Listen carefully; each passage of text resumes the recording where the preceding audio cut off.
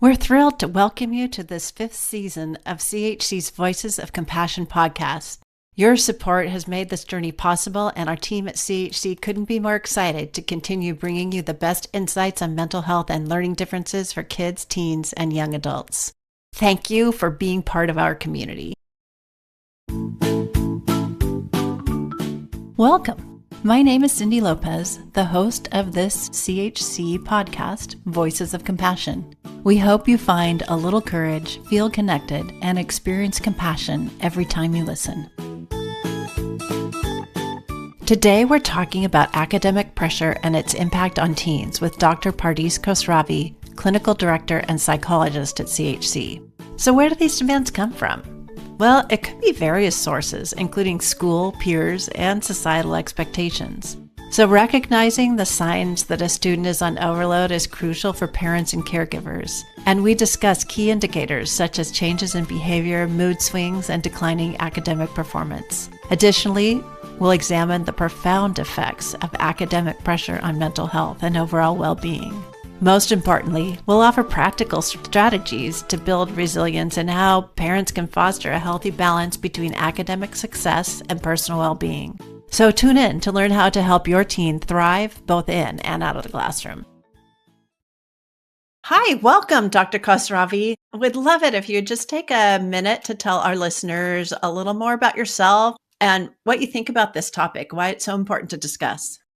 Yeah, absolutely, Cindy. Thanks so much for having me back on the podcast. So I'm a clinical psychologist by training, and I provide therapy and psychoeducational evaluations primarily to teens and young adults. And so I'm really passionate about this topic because it's something I hear over and over and over in working with youth who really talk a lot about this intense academic pressure that they're facing. Parents often that I work with are talking about, like, how do I walk that fine line between I want my child to succeed, I want my child to go to a good college or whatever's next on their path, and I want them to be healthy, not just physically, but emotionally and mentally. And so that balance is something that I find myself talking about a lot in clinical settings. So I'm super happy to be here to talk to you about it as well.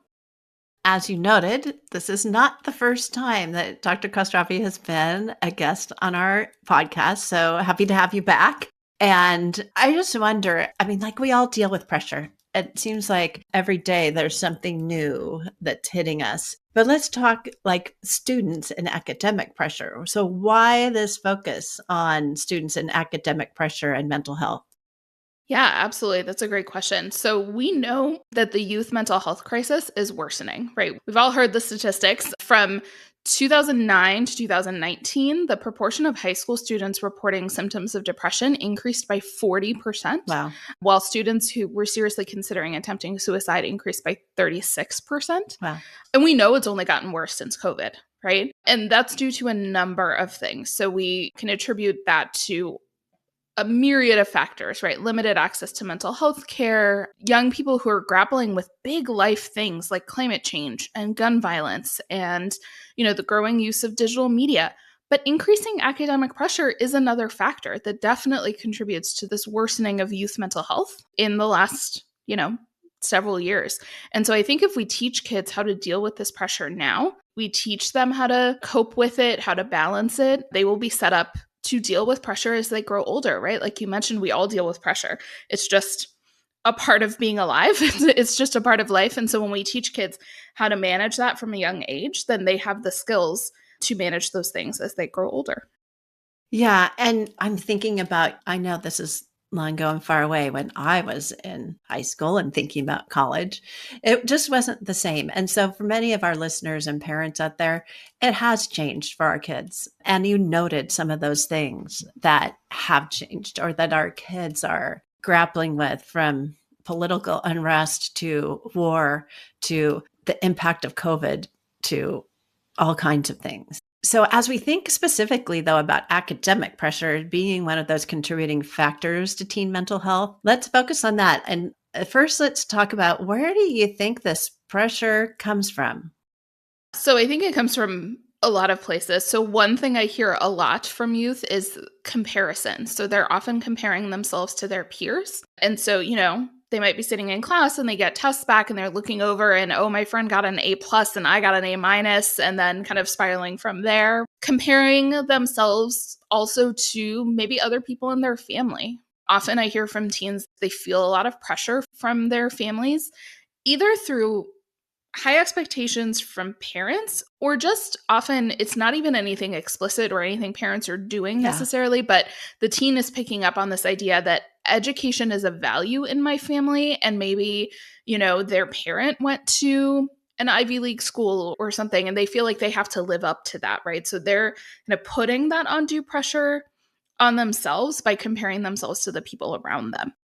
Speaking of families, siblings who are perhaps, I'm going to call them overachieving, and all kids are different, right? Strengths and challenges are different. So I think that piece too, it's parents maybe putting inadvertently kind of some pressure on them, and siblings and how they're performing or where they are even going to college, all those things, or even choosing college. Like, maybe I don't want college. Yeah, absolutely. It's absolutely true. I hear that actually a lot from younger siblings. Sometimes the older sibling, either where they're going to college, but also if they're going to college, right? Every kid's life path is different. What makes sense for every kid is different. And so sometimes, parents just kind of operating on, oh, that's what my first child did, so I'm just kind of operating with the same set of expectations for the second child, puts a lot of pressure on that kiddo.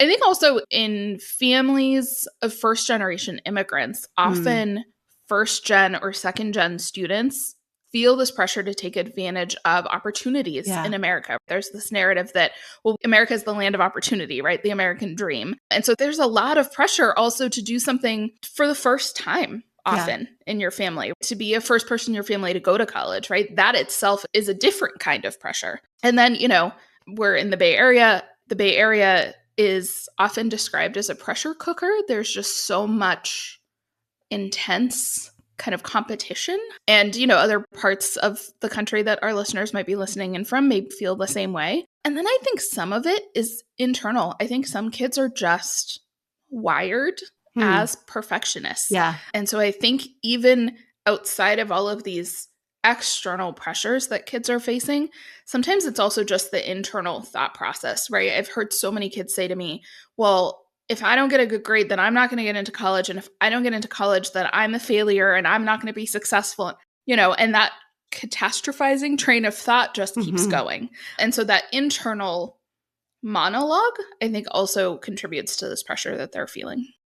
So you talked about kind of what's going on in students' heads, maybe, and thoughts and feelings, and that internal monologue you just mentioned. But what would parents be seeing, like on the outside? What are some of the signs that parents or caregivers might observe in students who are kind of on overload?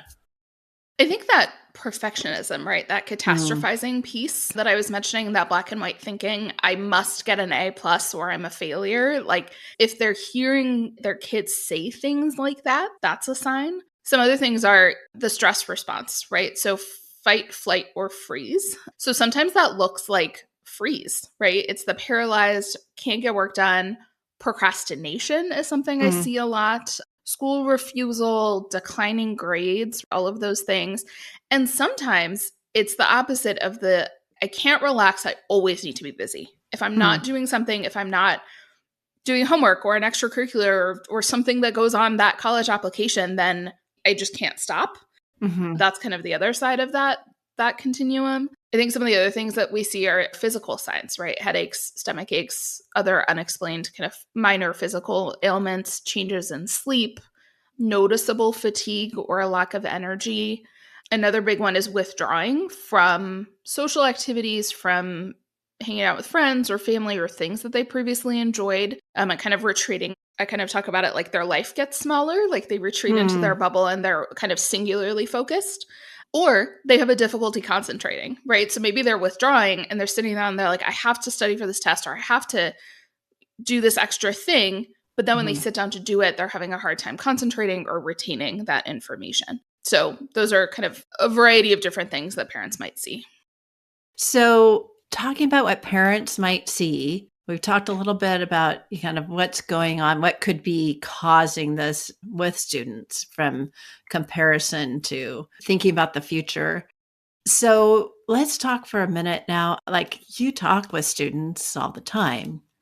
So from your experience with students, what do they actually voice about this pressure? What are they saying? A lot of the same things. They talk a lot about fear of failure and Mm. anxiety about the future. So what does it mean if I fail? And what their definition of failure is often interesting. And, what does that mean about my future? A lot of kind of the anxious future oriented thoughts of what if this and what if that, right? Like, what if I don't get into my top college choice? What if I only get into my safety schools? What if I don't get into college at all? What if I don't want to go to college? What does that mean? So a lot of the what ifs. And then I also hear a lot of students talking about lack of support, feeling like they don't receive enough support from the adults in their lives, from school folks, from families to manage the stress, and wishing that the kind of communities that they're in, the people around them were more understanding or provided more assistance or resources in coping with the academic demands and the pressure, and kind of feeling like they're alone dealing with those things. So if they are feeling like they don't have the resources or the coping strategies or mechanisms in their environment, how can parents help? Are there some things that parents can do to support their students during this time of this intense academic pressure to focus on well-being? Absolutely. So the first thing that I always talk to parents about is dialectics, right? So a dialectic is this idea that two seemingly opposing things can be true at the same time. Yeah. And so I hear often from parents this idea of, I want my child to work hard and be successful, and I want my child to know when to slow down, to take a break, to engage in self-care, to know how to care for themselves. And often parents come in with this idea that these two things are opposite to each other. Yeah. And actually, they're not. If we really think about it, they actually work together. If we think about ourselves, we need to know how to engage in self-care or when to take a break in order to be successful, right? In order to protect against burnout. And so those things are actually not opposite. What I often hear is those two sentences connected with the word but. I want my child to be successful, but I want them to take care of themselves. And I always say, like, language so much shapes how we think. So instead, can we use the word and? I want them to be successful, and I want them to take care of themselves, right? Yeah. And so shifting our own thinking and then modeling that balance, right? So modeling, teens pick up what they watch us doing, what they watch adults doing. And so if as the adult in their life, I am also working really hard, not taking the time to do the things that bring joy to my life or connect with others socially or whatever, they're going to see all of that, right? And so modeling that balance in our own lives and then giving them the space to do that. So giving teens space to spend quality time with friends and with loved ones, right? Often encouraging them to participate in activities that they care about that are not necessarily about achievement. It can be, but it doesn't have to be, right? That helps them build that positive relationship with themselves and with other people. So if we think about kids who maybe are into art or music or sports or robotics or whatever else as activities that bring them joy, not necessarily things that go on that college application, right? Right. Or volunteering. Often, kids get involved in a cause that they care about and volunteering, and those are opportunities for social connection. Those are opportunities to engage with people who are interested in the same things they are. And it's an activity that brings them joy and they can feel good about themselves outside of the push for achievement in academics. CHC's Voices of Compassion podcast is made possible by the generosity of people like you. To learn more about supporting CHC, go to chconline.org/donate. Also, make sure to follow us on social media for more inspiring and educational content from CHC. Dr. Khosravi, we've talked a little bit about what parents can do to help their kids. What is it that students can do?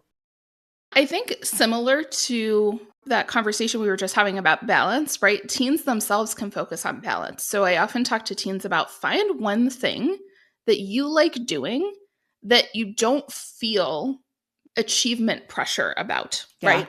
So whether it's spending time with friends or, art or volunteering or exercise or whatever it is. When I say balance, I don't mean that everything always has to be 50-50. So however much time you spend on academics and other things you have to spend doing, it can be 5 minutes or 10 minutes a day, right? But even just 10 minutes a day doing something that brings you joy can provide so much balance to all of the other things on the to-do list that need to get done, right? The other thing I talk to teens about, and parents too, is reframing thoughts. First, it's to tune into their thoughts, right? To even have awareness of what is the internal monologue that's happening in my brain.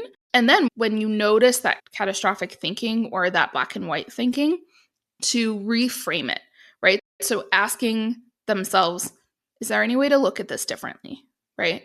What would happen if I shifted my thought from, if I get a C on this test, I'm a failure, to if I get a C on this test, I did the best I could, right? How does that change my reaction? What would I tell my best friend if they shared this thought with me? How likely is this to happen, right? For those kids who are like, oh my God, I've studied for a week straight and I'm going to fail that test. How likely is that? And then associated, if that did happen, the worst outcome did happen, how would you cope with it? How would you handle it? Right? Can you handle it? Because often we're thinking about the worst case scenario with this underlying assumption that if that were to happen, we can't handle it. And actually, that's usually not true, right? So teens kind of becoming aware of those thoughts and then challenging those thoughts can help them to manage the stress response in those situations.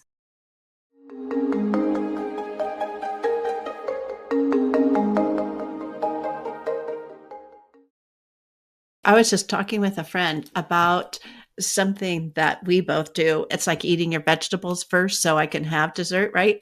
So I do the thing that's harder for me or I don't want to do so much so that I can do X, Y, Z. And sometimes I get so driven by that it's not that helpful, But I do think that is something that for teens, as they're growing and maturing too, like get this done, do this for 20 minutes, and then go take a break and do something else. So back to your thinking about that dialectic piece, right? You can do this and that. You don't have to cut out all the things that bring joy. So let's go back to the thinking about parents and caregivers. When they see their students in this situation, like they feel like something's going on, they're feeling like the student is reacting to some external pressure or even internal pressure, how can they start a conversation with their teen when their teen may not necessarily be that talkative about it? Yeah, I think pointing out what they're objectively observing and getting curious about it. And what I mean by objectively is observing is often we tend to share our interpretations of what we think a teen is going through, right? So maybe we see that they're procrastinating a lot. They tend to leave it to the last minute and then they're pulling an all-nighter because they're determined to get that A, but the stress and the pressure is kind of leading to that, like we were talking about the fight, flight, freeze, right? That procrastination. And then they're engaging in a lot of this catastrophic thinking. And so we kind of take all of that information in. And then what we end up saying to the teen is something to the effect of, I think you're putting too much pressure on yourself. And then often what that does is it shuts the teen down because maybe that's not how they're interpreting what's happening. Right. Or maybe they're not realizing that that's what they're doing, right? It's not necessarily that we're wrong, but we're providing the interpretation instead of getting curious. And so I always tell parents to point out what they're observing, and we can only observe things through our 5 senses.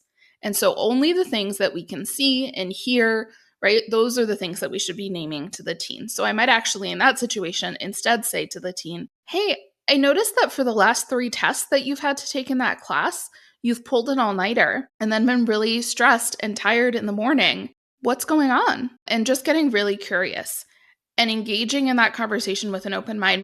I remember saying to my dad as a teenager, that's my preferred way of studying. I work better under pressure. And so maybe that's their interpretation and not immediately jumping to, well, that's not an effective way to study, right? Let me tell you how I think you should be approaching that task. Yeah. And instead just getting curious, listening, and then asking questions, right? Is that working for you? Is that effective? Do you feel like this is a strategy that's going to work for you as you continue on in your academic career without any judgment? Not saying that their answers are right or wrong, but just asking lots of questions. That usually opens the door to those conversations that we want to have as parents. For our listeners, we actually have some past podcast episodes on communicating with your teen. It might be helpful to look those up and listen again. And we're having another one coming up this season around really focusing on validation, because we talk about that a lot. So we'll dive more into that in an upcoming episode. But for today, thank you, Dr. Khosravi, for being with us, for sharing your expertise and insights. Before we wrap it up, I'm wondering if there's one takeaway that you'd like our listeners to hear from you today. Absolutely. I think I've said it a lot, but dialectics, right? The emphasis on well-being does not take away from achievement in academics and preparing for future success. I think sometimes what I hear parents say is, well, if I encourage my teen to do things that provide balance, then are they going to be successful? Am I preparing them for the future? And to really emphasize, like, we can do both, we can have both. And actually, I'd argue that one is necessary for the other. And so as my kind of takeaway, I challenge listeners to take stock of how balanced their lives are and their kids' lives are, and take one small, meaningful step towards balance this week, right? So modeling as a parent is so important. And so just one small step as a parent to model to your teen that idea of balance. So that could look like, letting the work emails that come in after 7 p.m. wait until tomorrow, unless it's urgent. And, taking a 10-minute walk with your family after work instead to kind of separate work and life, or cooking a meal together, or going on a run, right? It doesn't have to take a lot of time, but just being intentional about balancing the pressures, whether it's work or school or other things, with things that bring meaning to your life, bring joy, and really showing that to the teens in your life. Yeah, it's good words for all of us.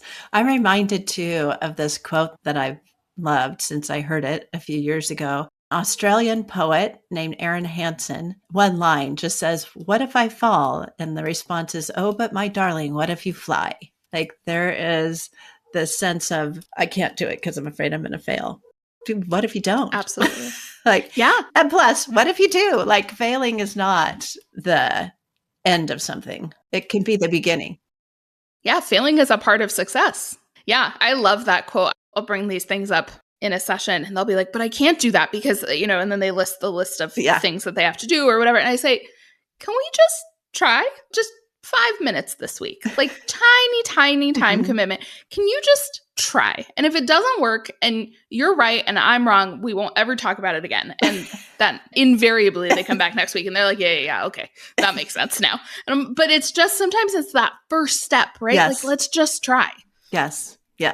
Just want to say that if you are in a situation with your teen, you've tried these things, like you've had some conversation, you've tried helping them with strategies the students have tried implementing, but it's still not helping. I want to say to our listeners out there who are in that situation and you need more help, please reach out. We have great clinicians like Dr. Khosravi here at CHC, and we'd love to help you. You can reach us by phone at 650-688-3625. You can email our care team at careteam@chconline.org. So please reach out if you are in a space where you're not sure about next steps and it feels somewhat out of control.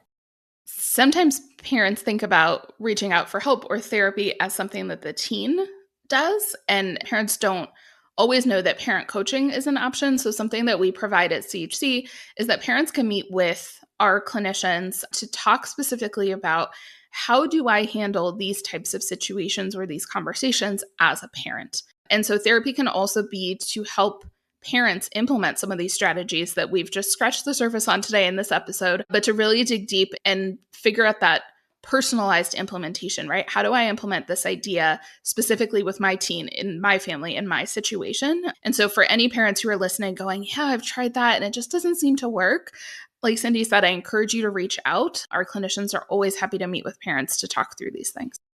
Good reminder. Thank you again, Dr. Khosravi, for joining us. Thank you to our listeners for listening in today. And we hope you'll join us again next time. Thanks for having me, Cindy.